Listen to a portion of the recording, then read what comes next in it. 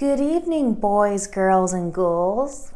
So we're going to go ahead and talk about representation of women in horror media. Film has a lot of explaining to do. A lot.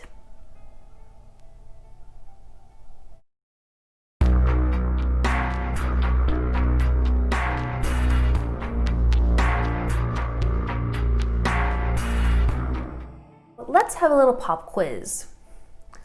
What two genres of film do women appear more than the men do? According to Google and the Gina Davis Institute in 2017, the top two film genres that women appear on more than men are romance and horror. Yay, horror! But also horror? Wait. Horror? You mean the genre where people are killed off more than they survive? That genre? So to begin this episode, I'm going to talk about the background and history of the concept, the final girl. I'm going to talk about how it's usually depicted in horror, particularly slasher films. So the final girl was first coined by Professor Carol J. Clover. Around 1992, Dr. Clover wrote a book. It was called Men, Women, and Chainsaws, Gender in the Modern Horror Film.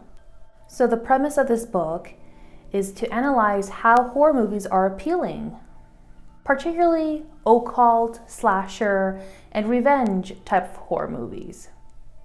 Dr. Clover notes that most of these movies feature female heroes.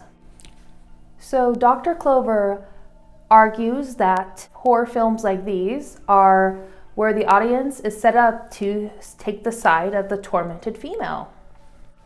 To quote,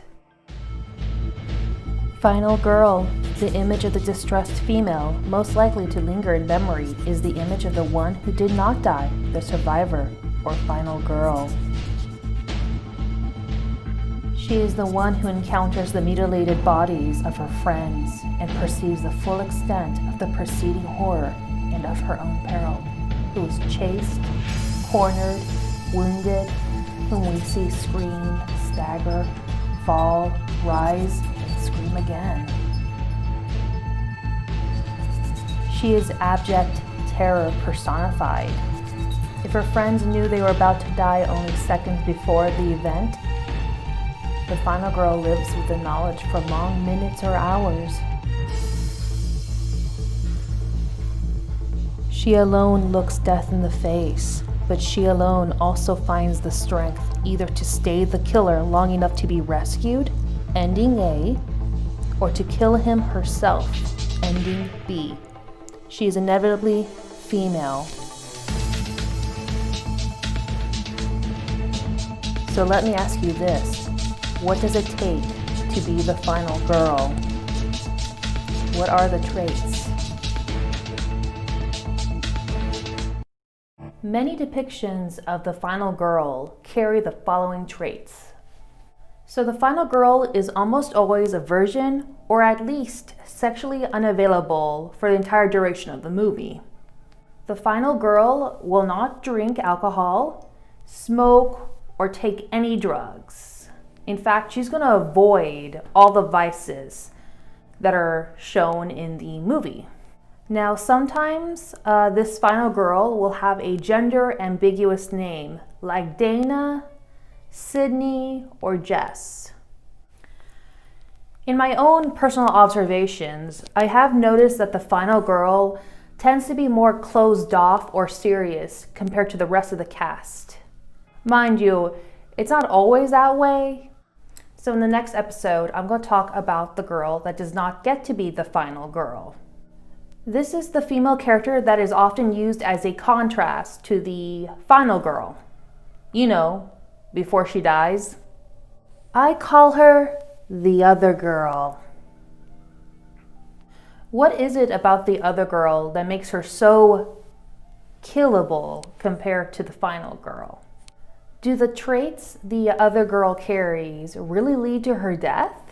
And should we really be okay with that? I mean, can we do more with this type of character? In fact, Is there a way we can set up a female character where we don't have to align her with one box or another?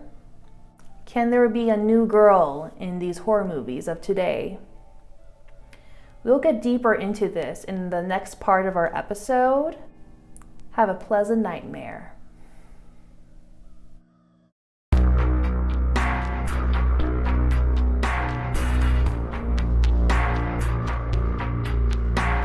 Don't forget to subscribe to our McAllen Library YouTube channel, as well as liking us on our Facebook page, MPL Adults. Remember, the McAllen Public Library is where people and ideas meet and connect.